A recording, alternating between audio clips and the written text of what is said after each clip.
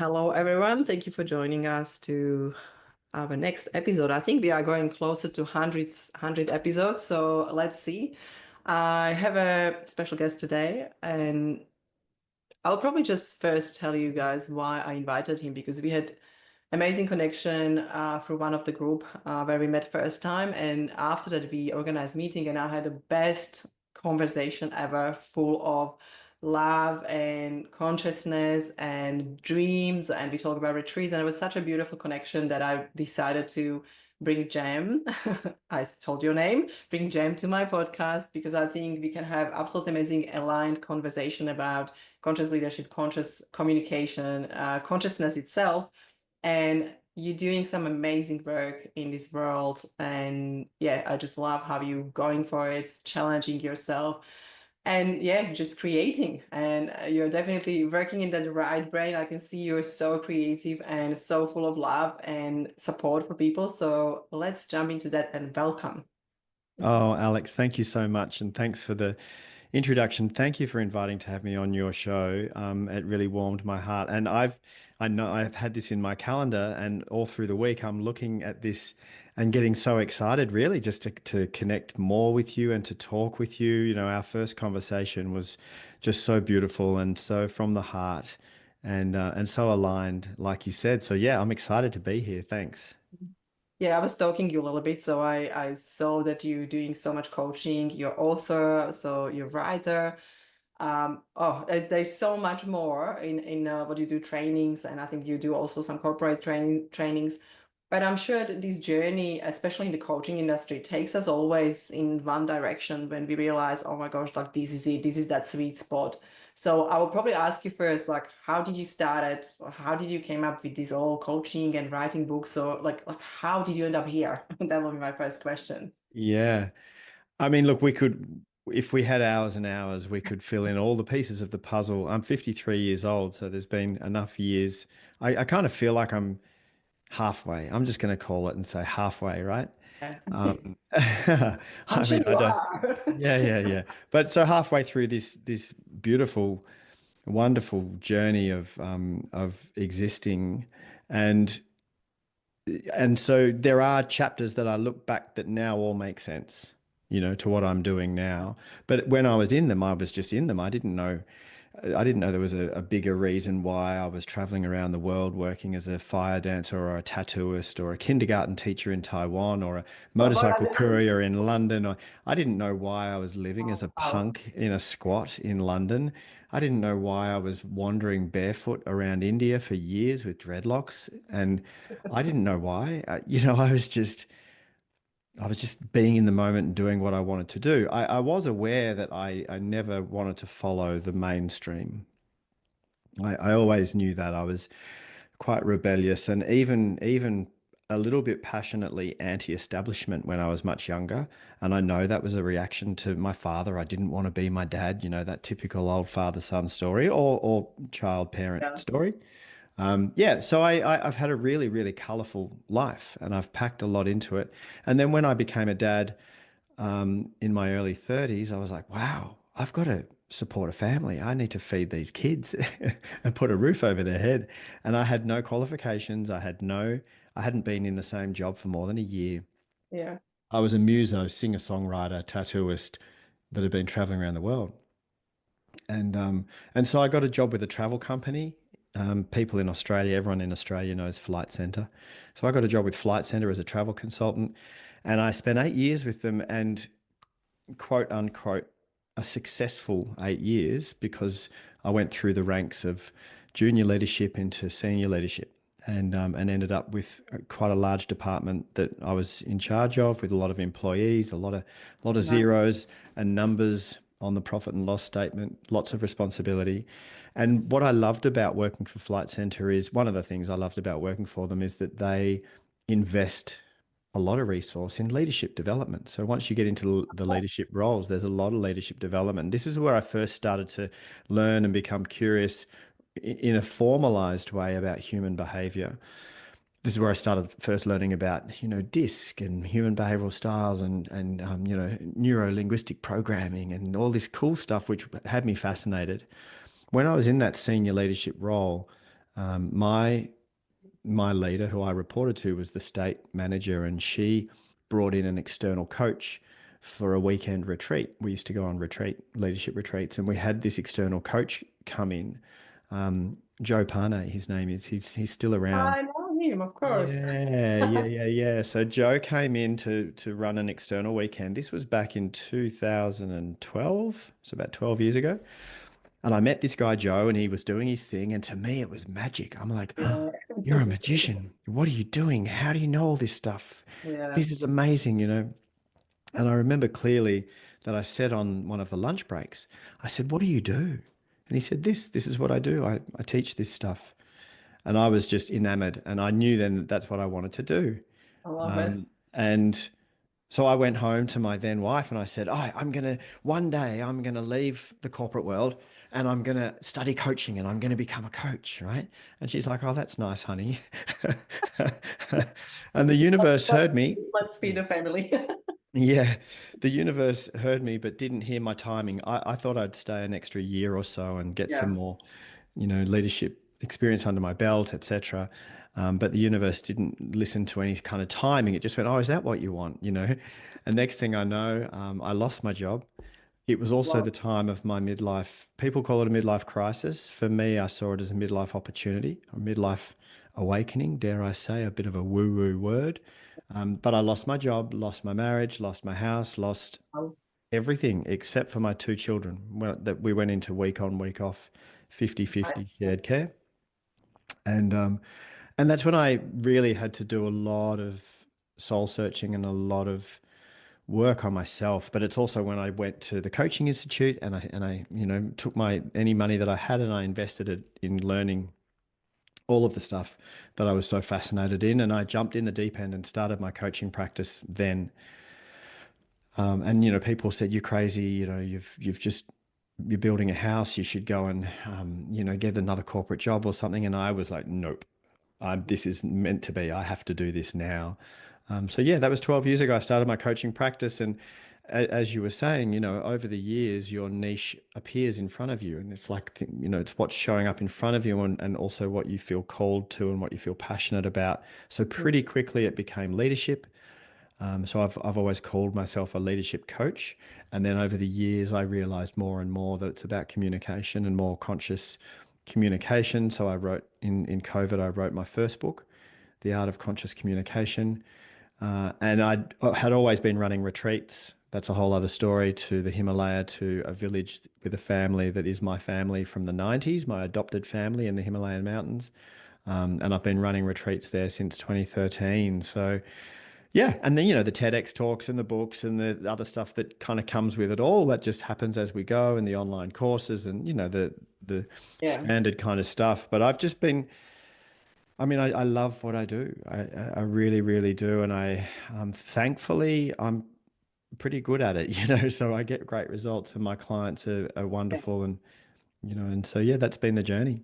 yeah. I love it, and I love that we basically met probably somewhere along the journey because I was in coaching institute for a very long time. I also was on board and helping them with some of their clients or students. Uh-huh. And yeah, Joe Pana is yeah, I can tell. I did disc with him as well, so it's yeah, Yeah, me too. it Yeah. And Joe probably and he was yeah, my mentor. I saw him as a mentor for years yeah, after I left the coaching institute, and we've yeah. become friends over the Yeah. years. So, He's, so he's a now we're beautiful friends. soul. Yeah, Yeah. so that's amazing. We probably know a lot of people, so we can just now start to talk about that. But let's keep up here. Just stay here for a while. So Yeah. yeah, it's a beautiful journey. But I was curious, probably in that spot when you said that you became a leadership coach and you started to work through, and you kind of realized what you love more, and just started to be interested in that. So how did you came up with conscious, like what is consciousness means to you, or maybe what does that mean to you will be probably first question. Yeah, I love it because as I'm looking at you, Alex, I can see in big, massive letters behind you, conscious leadership. Yes, that's Yeah, funny. And and just you and I, yes, we have a lot in common. For me, quite simply, to be more conscious of anything is just to be more aware of it. yeah, So the more conscious we are, the more aware we are. And so conscious leadership to me means being more aware as a leader. being more aware of the bigger picture, being more aware of the people that you're in relationship with, being more aware of yourself and understanding more and more when are you getting in the way of the act of service, because leadership is an act of service, right? And this is a journey. It's not like you just flick on a switch and then all of a sudden you're completely conscious. It's a ebbing and flowing, beautiful journey, Yeah. moving in and out. And sometimes we forget and we get lost in the dream of being carried away with our thoughts and our emotions, and we're Yeah. not very conscious. And then we have moments where we go, oh wow, and we become more conscious again of what we're doing and the impact that we're having or not. So Yeah. conscious communication for me is being more aware of the communication, and communication itself comes from the Latin word communicatio, which is a sharing, and the verb communicare, which means to make common. So it's coming from that root word common, so community and common and communication, commonalities, so it's a togetherness.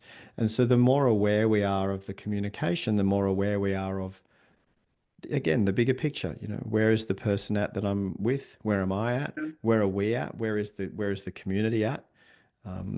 Yeah. Yeah, it's a pretty much really great deep connection when you if you can have that in communication when you are in, yeah, with someone, right? And you can have that real understanding how the person feels. How am I feeling with this person? What is the vibe? I always said, yeah, I'm talking about vibe and energy, but it is true, right? Like we know, like when someone walks in the room, you already know, you know what, I want to be around this person or I don't, right? So it's very strange. Like I have a gut, right? A Yeah. gut Yeah. always telling us like, hey, Yeah. I just really don't enjoy this person. What it is that Yeah. actually that awareness, is that in me? Is that something that I should see in myself, or is just because we just don't not aligned maybe? Or yeah, it's Mm, interesting. So I love that because I think, being aware, and especially when you are interacting with people, is such an important point in communication and actually healthy communication. So mm. okay, so let's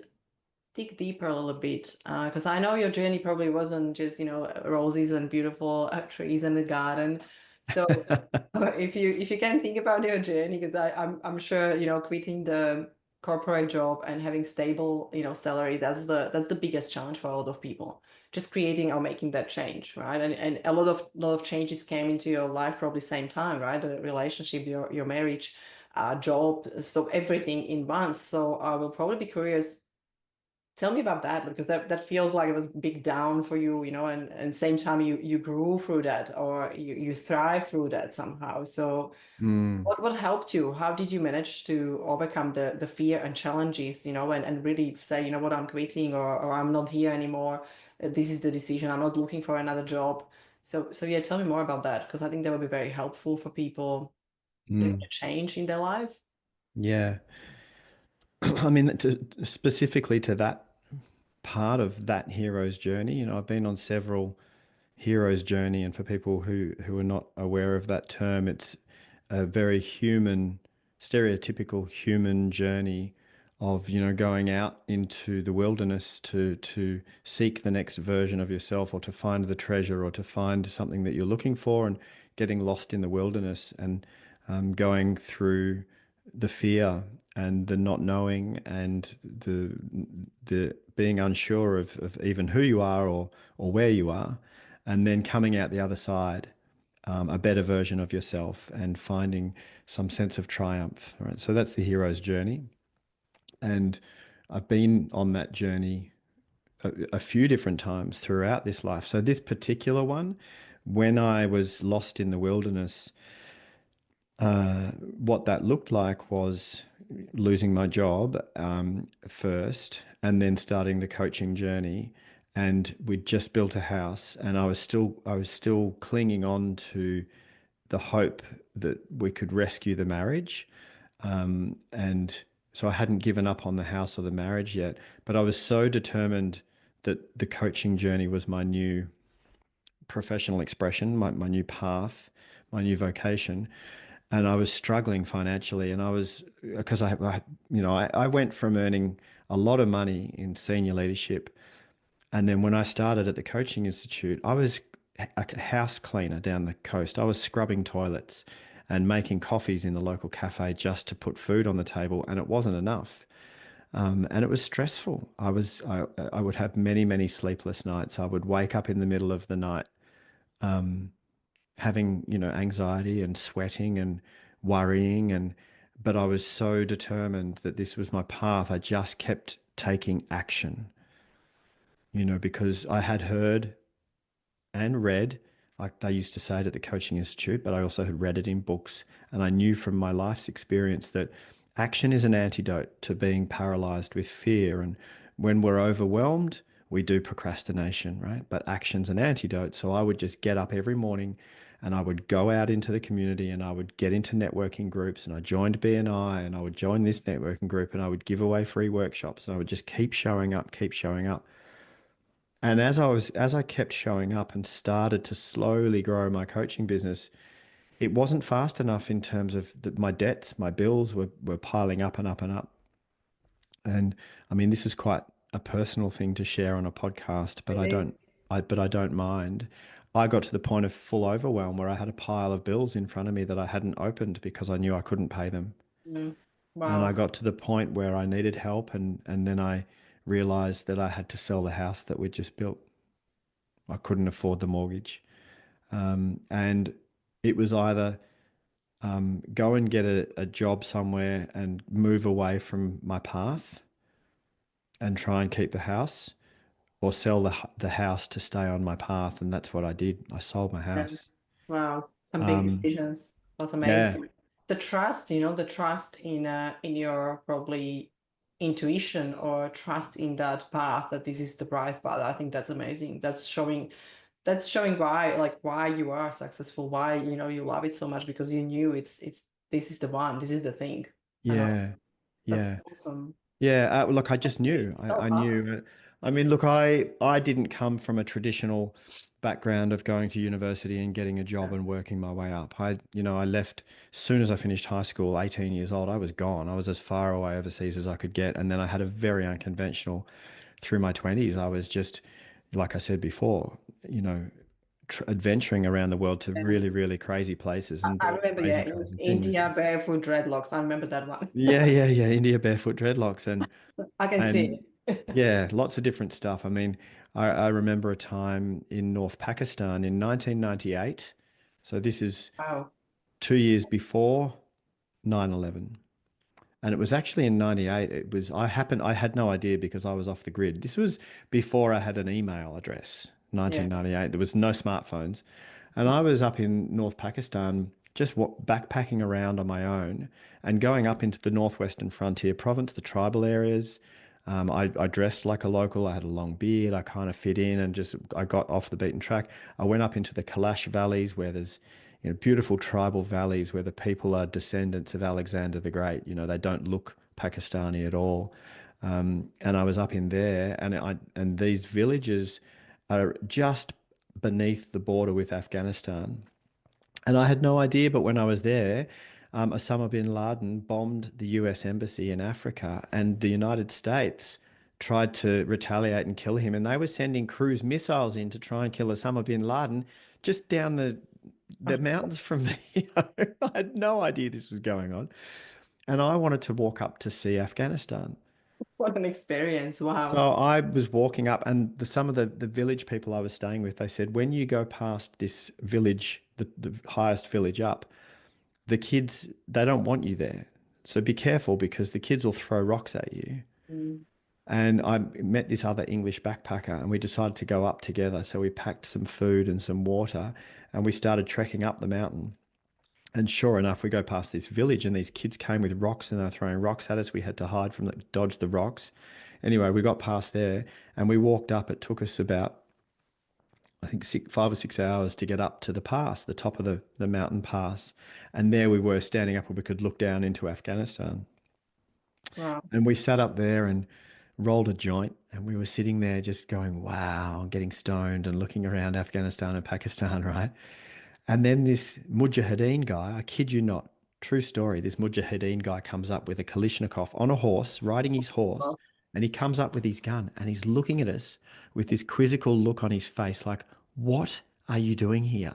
right? He didn't speak any English, but he's just looking at us Couldn't going, believe it. I they do probably never this. met anyone there. Yeah, they just do this gesture with their hand. They just do this one gesture. If anyone can watch the YouTube clip, I'm going like Yeah, this, like you're changing a light bulb, right? yeah, That gesture with the hand, which means, what are you doing? And then he pointed at us, and we were just like, oh, we're just chilling out, just having a look, and blah blah blah.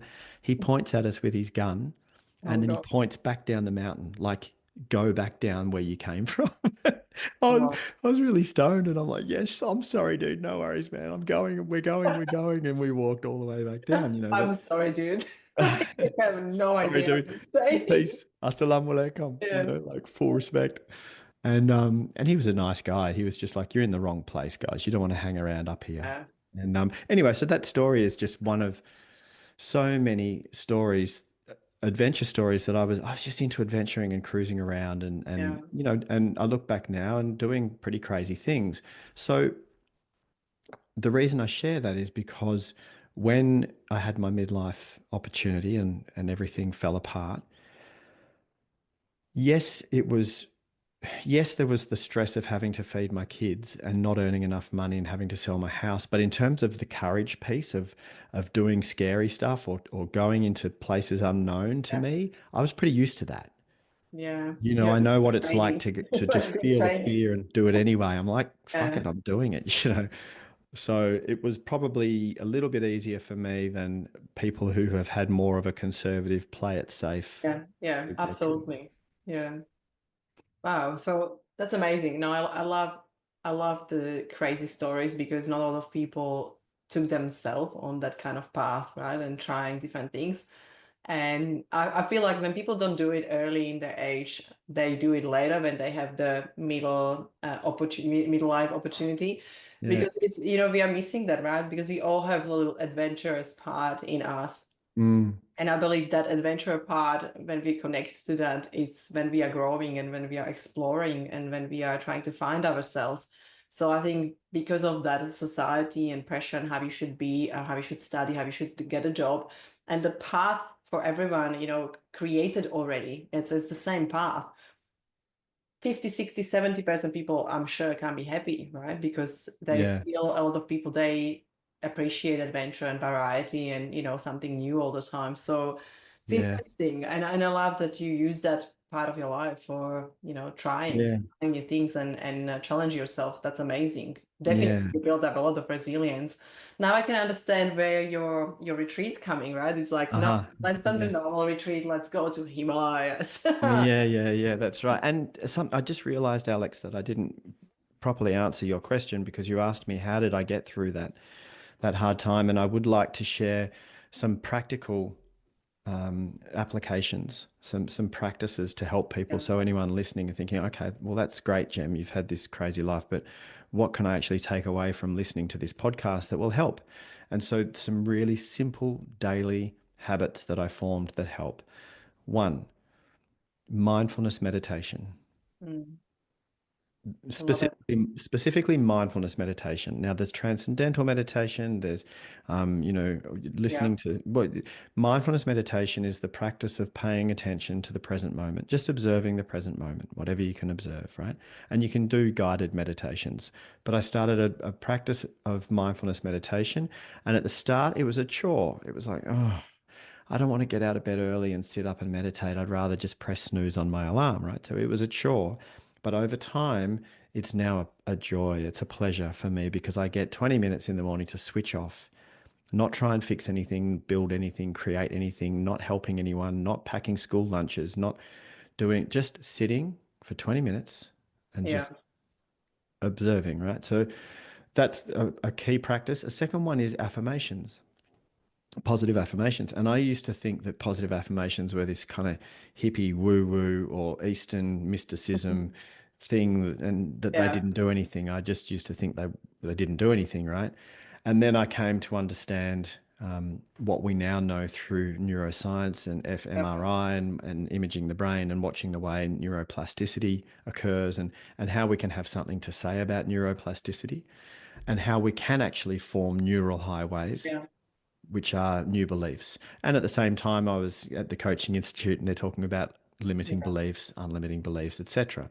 So I started rewiring my brain with morning affirmations. This has become habitual. I still do morning affirmations every morning. Yeah. And then I found out later that the plasticity of our brain is much more active when we're in a heightened dopamine state. So then I started introducing a few years ago at the end of my shower in the morning, I have full blast cold. And the full blast cold for 30 to 60 seconds. So the dopamine levels go up. And then I'm doing my affirmations because they're wiring, quote unquote, wiring much faster when the dopamine's Yeah. up a bit. Yep. So there's the affirmations. And then there's the self acceptance, self okayness, I call it, work. Just a practice of it. Well, it's self love, to be honest. And this doesn't mean that I'm not ever going to try and grow or improve or get better. Of course, I'm hoping to always be growing and improving and developing and evolving. Yeah. But it means that in this moment right now, remembering that I'm exactly who I'm supposed to be and that I'm enough and that I send myself love. We're really good at sending love to the people we care about. We Yeah. we very rarely actually send love back to ourselves. Yep. You I know, agree. Om Mane Padme Om is the ancient Sanskrit for this, self-compassion, love to thyself. And you can practice this. You can actually even just look in the mirror and say, "Hey, I love you. You're a good person. Go out there today and do your best." Mm. Some positive self-talk. Isn't it interesting? You talk about conscious communication and think about the quality of the words that you choose to use in your internal dialogue, especially if you're not happy with yourself, Yeah. especially if you feel like you failed at something, or if you are not in a good frame of mind, like you get Yeah. out of the shower in the morning and you're looking at yourself naked in the mirror and you're not feeling good about yourself. Listen to the quality of the words that you use because they are nothing short of abusive, right? I I- agree. Yeah. Very Can we normal. swear? Can we swear on your podcast? Oh, yeah. Feel Right, free. right. Okay. So listen. When you're not happy with yourself, we say things to ourselves like, "You fucking idiot! You're such a fucking dickhead! You're fucking useless." This is the internal dialogue. That is abusive. We don't talk to anyone else like that. Yeah. Well, most of us don't. And Yeah. and and I started to become aware of this, going, "Whoa, whoa, whoa, whoa, Jem, come on. You don't need to talk to yourself like that." I don't think there is ever a functional reason to be cruel. You can be firm and kind. You can aspire to raise the bar and show up and do better in a kind way. I don't think you ever need to be cruel to yourself or anyone else. So anyway, this was part of the practice, was to become aware of your internal dialogue and improve it. Yeah. And I love it. I talk a lot about that, always reminding people you will never speak the way you speak to yourself to your child. So why you would do that to yourself? Yeah. So it's that abusive behavior or communication to ourselves. It's actually very scary because it is wiring the brain, right? So it's Yeah. actually making you feel like you actually fucked up, right? So you Yeah. something Yeah. wrong. But at the end, I love that when you say affirmations, like positive affirmations. I think we talk about it, how different it is when you wake up in the morning and you said, I'm tired. Or when you said, oh, another amazing day in paradise. Yeah. I'd Yeah. love to use it because we are living in paradise, especially look at Yeah. Australia, right? Like we have so many beautiful places. And when I'm going home as well, when I go back to Slovakia, I love it. I wake up in my brother's house in the garden and I'm looking around. It's like this is such a beautiful place. We are so lucky Yeah. just Yeah. having nature around, and nature Yeah. is still free, right? What is Yeah. absolutely amazing. So we can do it Yeah. the time we want, and still we wake up, oh, I'm tired, another day. It's like, what do you want to die or what? Like if it's Yeah. another Yeah. day, right? It's Yeah. another Yeah. day. Yeah. And Yeah. that's I think there is a lot of things that habitual, right? Like Yeah. abusive conversation. And I love that you mentioned that because it's such a simple thing, such a simple practice we can all do, right? Look around. be Yeah. present, notice what is around, notice the air. I always said, notice the air. And is that Yeah. cold? How you feel, how your body feels. Yeah. Because we don't actually use body. Like we just don't even Yeah. connect with body. We're in our head all the time, just doing, Yeah. doing, and thinking and improving and creating and getting better. It's like, hey, just have a break. Yeah. I love that. Yeah, 20 minutes meditation, cold shower, revive the Affirmations. brain, affirmations. Perfect. And movement, exercise, Yeah. whatever that looks like for you. Yeah. But we need to move our bodies. We need stillness, which is the meditation, but we also need to move our bodies and exercise. So that's a big part of it. And like you just said, nature immersion. I spend a lot of time immersed in nature, whether it's just sitting on a surfboard in the ocean.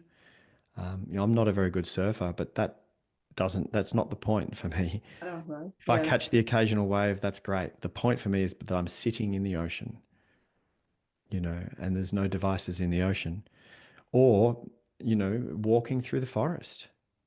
Hmm.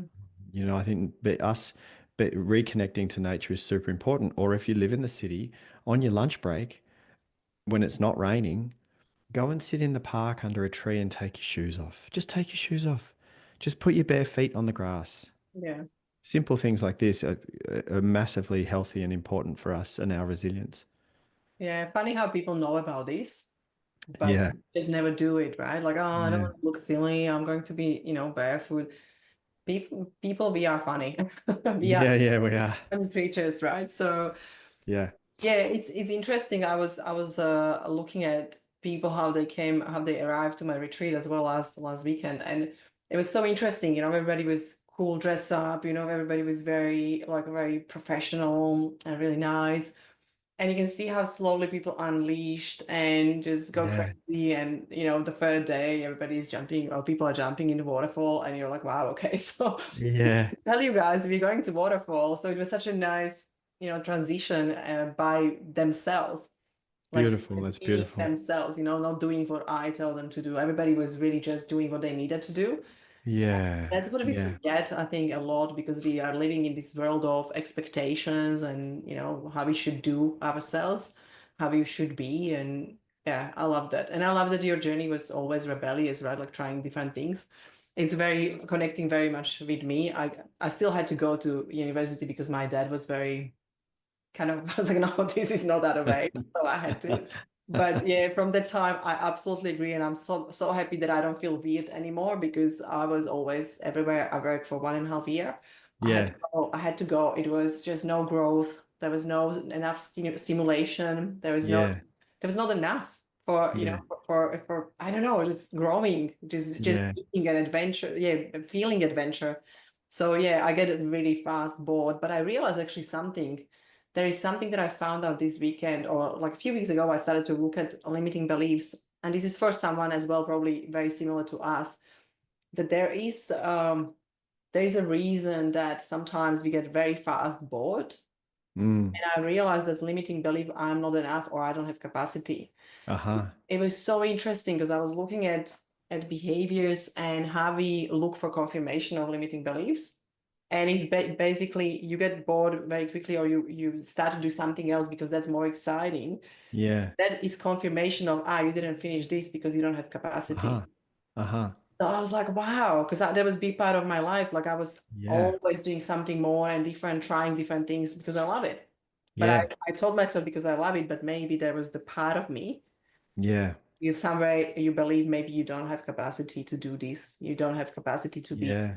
this person. And it was interesting realization how limits can play, the Mm.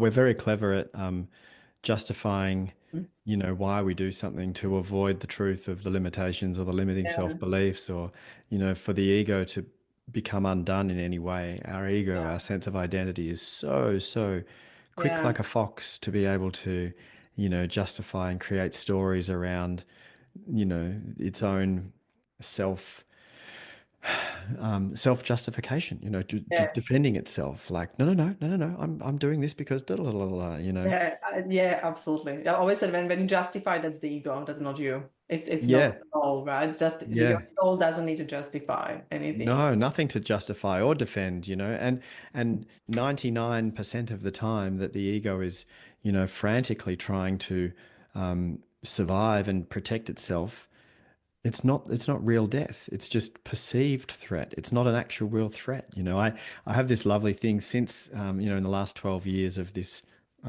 practices, I have this lovely conversation with my ego. And my ego is, to me, my ego is like this. Sometimes when the ego is getting all impetuous and all righteous, I see my ego as like this 13-year-old boy, this impetuous teenage boy going, I want to do this. No, no, no, no, no, I'm justifying why, blah, blah, blah, getting all defensive and reactionary, right? And then I see my soul, if quote unquote soul, call it whatever you want, my consciousness, right, as this Yeah, wise old woman.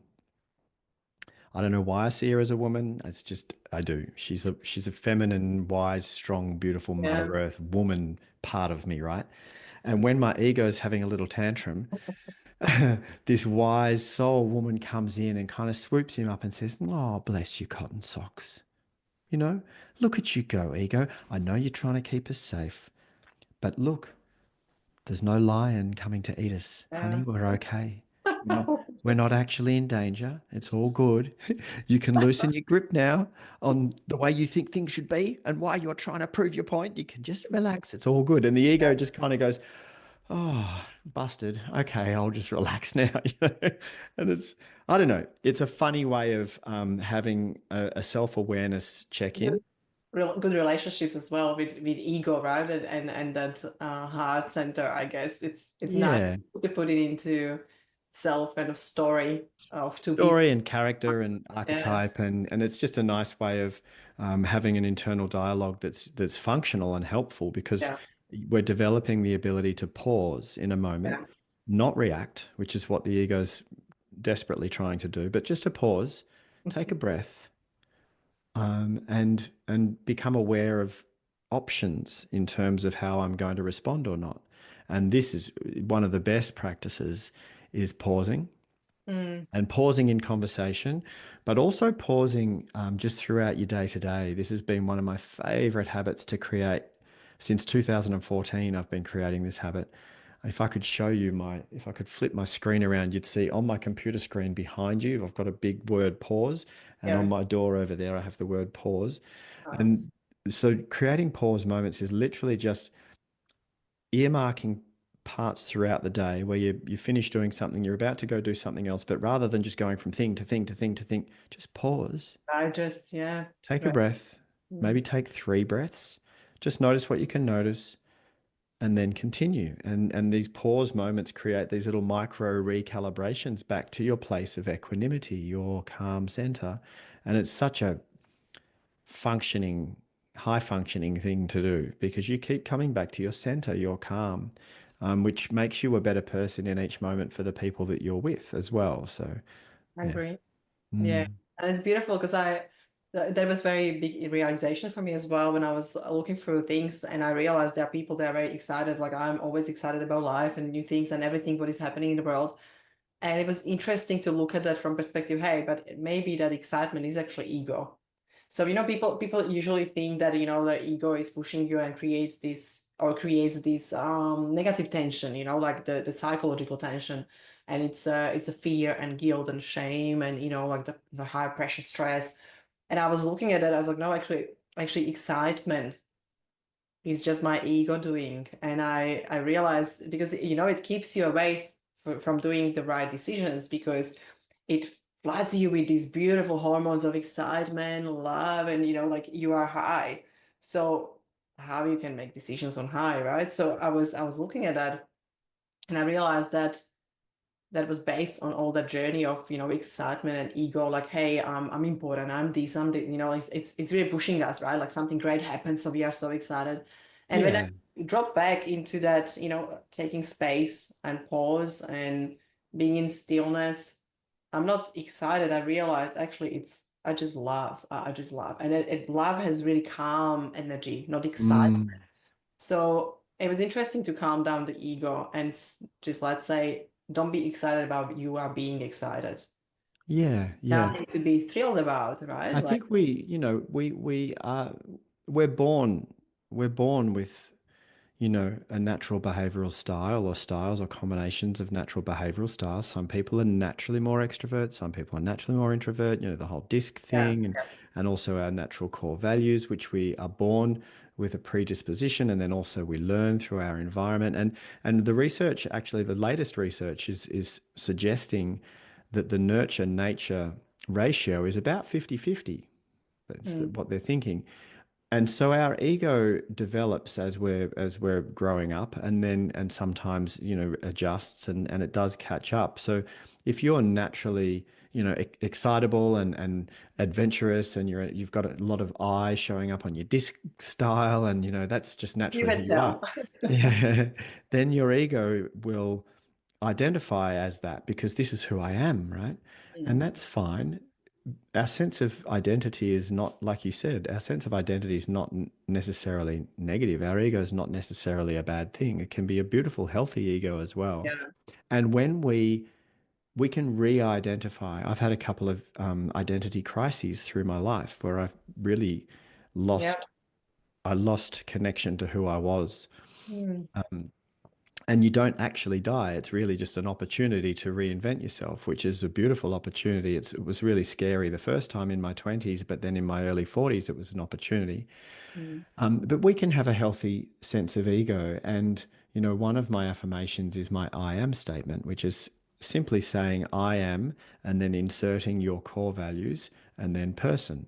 Or for me, I say man. So my I am statement is I am a kind, caring, generous, loving, open minded, action taking man. And I say it out loud a lot, right? And mm, because I've been wiring that over the last 10, 12 years, I've been saying that and I've changed the words sometimes when I feel to. But because I've been saying it so much, my ego has caught up to that. So my sense of identity, that's how I identify now. Now I brainwashed myself into that with repetition, right? yeah, And now my sense of identity is that. So that's how I show up. At least that's how I aspire to show up.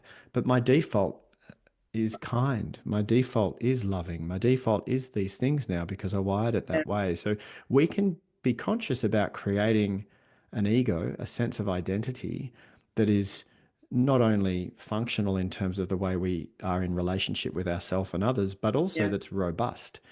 It's a strong foundation rather than identifying as someone's husband or wife or yeah, identifying as a coach or identifying as a corporate leader or identifying as a tennis player or all these vehicles we identify with, which can be taken away from us.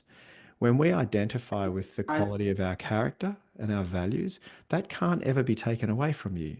No one can ever stop you from being kind, I love that. I you love know? that. That's such a beautiful reminder, and that's when people think that when I don't have this, I'm losing identity, right? If I don't Mm. have this and I don't do this, I'm a different person. Yeah. But you're not. And Yeah. coming back to that's the journey. I see like that's the journey coming back to yourself, right? Like you coming back to your values. You Yeah. revisiting actually what you truly love in your life, Yeah. and that's why I love this work so much. So I'm sure you do that also on your retreat. Yeah. We did a lot of like a deep dive into values and beliefs and really understanding who we are without the job, who we are without this money Yeah. and I guess business or whatever we do, right? So who we are, because it's Yeah. not doing that is identifying us. I love that, and it's more about who you are becoming, who you want to become, who you want to be. So Yeah. yeah, that's magical. That's definitely Yeah. magical, and I think, sorry, go. No, you said something earlier as well, and then you've just reminded me of what you said earlier. When everyone jumped into the waterfall at your retreat, then it's like a leveler. Everyone's just another person. There's no hierarchy or I'm more successful than you or not. There's no comparison, and it's the same when we run Nothing. our Himalayan retreat. When we're trekking remote Himalaya, and we walk for 7 days and there's no connection and it's uncomfortable and we're at high altitude. And when That's you're hard. walking up a Yeah. really steep hill with not much oxygen and you are gasping for breath and you're sweating, and then we finally get to the campsite for the night and we all collapse relieved and then we set up our tents and make a fire. Yeah. Wow. Everyone is just as equal as each other. Everyone struggled to get up that hill. Everyone got there in the end. Everyone helps each other put their tents up and build a fire. And no one is a CEO or a Yep. manager, or no one's any of those roles that we play. We're just the raw essence of who we are, and it's beautiful. Yeah. So I see it as when people drop into emotions, because we connecting through emotions, we connecting as a soul, we connecting through similar, experiences. So when we actually experience the same thing, that can be struggle, Yeah. or physical exhaustion or anything what we feel. Actually, that was, I don't know if that was John DeMartini or someone that was talking about that it's the best way actually to connect with people. So actually, when you're going on date, he was mentioning, I honestly can't remember, was that maybe Jordan Peterson, but Yeah. please don't take this because I don't know. But I Yeah. remember he was mentioning about, when you're going on date and you want to have really good quality date, the best way how to create a connection and great experience for both people is to go somewhere where you will have new experience. But of course, the person needs to be the same and open into same experience. So you don't take someone to jump from the plane when Yeah. Yeah. Yeah. you are not scared and the person is scared. So you Yeah. can try to match the experience, the Yeah. emotions, and Yeah. yeah, that's the best and strongest connections people create, because I they love it. find a way and they trust each other and they share the experience. So Yeah. yeah, it's Yeah. Yeah. amazing. Yeah. I love it. I always have felt that any friendship that I've had, Sorry. it's okay. Any friendship that I've had goes to a whole other level when you meet each other in a different part of the Mhm. world. Yeah, So if we've first become friends in Australia and then we both happened to be in Venice at the same time and we met up for lunch in Venice, the relationship gets this whole other level of yeah. dimension to it I because love we've it. connected on a different geographical part of this little It's, planet that we're all it's on, beautiful. right? Yeah, I love that. And Talia, my partner Talia, and I love traveling, and we love traveling together. We just travel so easily together. It's just ease and flow. And when we travel together, everything flows. And yeah, that's a manifestation of ours. And we also plan and prepare as much, but we don't hold on too tightly. We love it when, unexpected things happen, and that's part of the ease and the flow. But we love going to new places together. yeah. It's what you're saying, it's that beautiful connection piece of two humans experiencing something for the first time together. Yeah. Yeah, and I love it. So look, I will have to jump off the call soon. So what I will do, I will firstly, of course, ask you to share where people can find you. But I would love to continue this conversation, because I think the ego, the beliefs, the values, and the journey, I think there is so much more we can uncover and we can talk about. Yeah, sure. So anytime you will be able to jump on call and we can continue, maybe, more dive deeper into ego and all these behaviors and attitudes and experiences we have and what can help us. I think that will be amazing. I believe everybody. Yeah, I'd love to. Let's jump on another call in January. Awesome. That would be great. So Yeah. yeah, where people can, or how people can connect with you, Jem. Everywhere that you type in my name, Jem with a J, Jemfuller, Jem Fuller. So if you type that into LinkedIn or to Instagram or Facebook or any of those, I'm not on, I still call it Twitter. I haven't been on Twitter since it turned into X. I'm not there because I think it's a toxic place to hang out. But I'm everywhere else as Jem Fuller. And gemfuller.com is where you can get access to all of my resources. I've got free ebooks, I've got books, I've got courses. You can contact me there. And the thing that I'm most excited about now is the next level of our experience, the path to inner peace, meaning on the mountain, and that is meaning on the mountain, meaning as in meaning of life, not meeting. Meaningonthemountain.com.au. Go and check that out. And look, I'm really accessible. Reach out to me through the contact form on my website. If you contact me, I promise you I'll get back in touch with you. So, yeah, I'm open to having chats with people Yeah. who are positive and optimistic and curious about how they can expand into their potential. Yeah, thank you so much. I love it. And what I will do, I will share the links and contact details and everything so people can go to the description of this podcast and find you there as well. So easy way to connect.